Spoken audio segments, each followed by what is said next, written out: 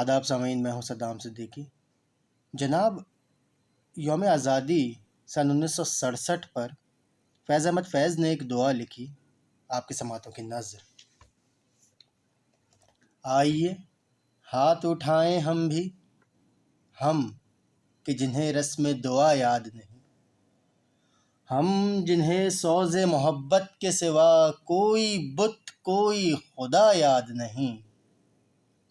آئیے عرض گزاریں کہ نگار ہستی زہر امروز میں شیرنی فردا بھر دے، جن کا دین پیروی کذب و ریا ہے ان کو ہمت کفر ملے جرت تحقیق ملے، جن کے سر منتظر تیغ جفا ہیں ان کو دست قاتل کو جھٹک دینے کی توفیق ملے۔